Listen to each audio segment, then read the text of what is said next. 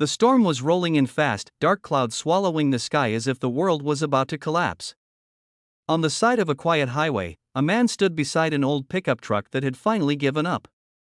Inside the truck sat his 6-year-old daughter, wrapped in a blanket, watching the rain blur against the glass. The man, Jake Turner, a single dad and former Marine, closed his eyes for a moment. He had lost his business, his savings, and now even the truck that held the last pieces of his life. With nowhere left to go and the storm just minutes away, he whispered the words he never thought he would say: "We need shelter, please."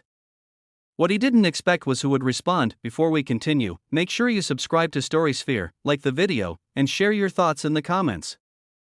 Your support helps us bring more emotional and inspiring stories your way. Jake Turner had spent years at sea serving his country, fixing engines and leading small teams on ships.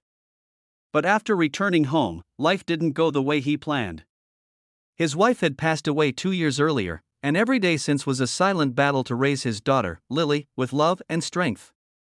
He started a small marine repair shop, hoping to give her a stable life. But the economy hit hard, customers vanished, and the bills kept coming. Within months, he found himself bankrupt, behind on rent, and forced to leave his workshop. He packed up everything he owned into his old truck, hoping to drive to a cheaper town and start over, but that was before the truck died. As he stood beside it, drenched by the first drops of rain, he saw something unexpected in the distance: 20 bikes rolling toward him, engines humming in unison. At the front was a woman in a matte black helmet, riding a sleek touring motorcycle with confidence and authority. When the group slowed to a stop, she pulled off her helmet, revealing sharp brown eyes, dark hair tied back, and a calm but powerful presence. "Looks like you could use help," she said. Jake hesitated. My daughter and I just need shelter for the night. I don't have money. I don't have anything, honestly." The woman stepped off her bike. "My name's Alex Carter. I run a biker women's charity group. We don't ride for noise, we ride for people." She glanced at Lily, still watching from the truck. "And you're not staying out here in a storm?"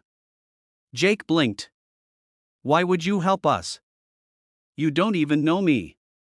Alex smiled softly. "Because once, someone helped me when I had nothing.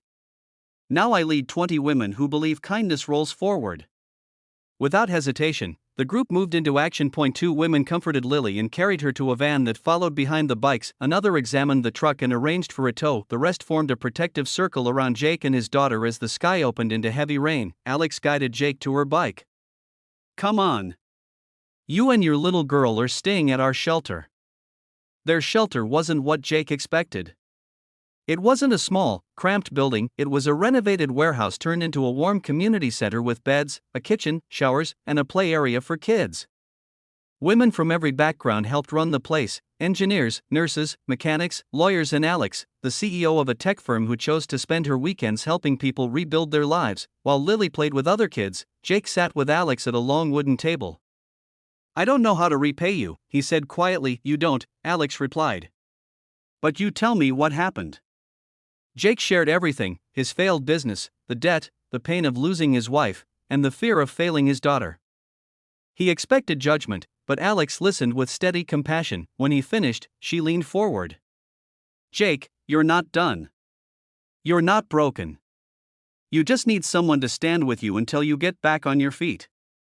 She placed a folder in front of him. Inside was a job application for a marine engine division at her company. "You have experience we need," she said. "And every person we help gets a fair shot." Jake's eyes filled with emotion he fought hard to hide. "You hire me? Just like that?" "Not just like that," Alex said. "Because you earned it through years of service and honesty. And because kindness isn't charity, it's a bridge." Over the next few weeks, Jake and Lily stayed at the shelter. He fixed small engines for people in the community.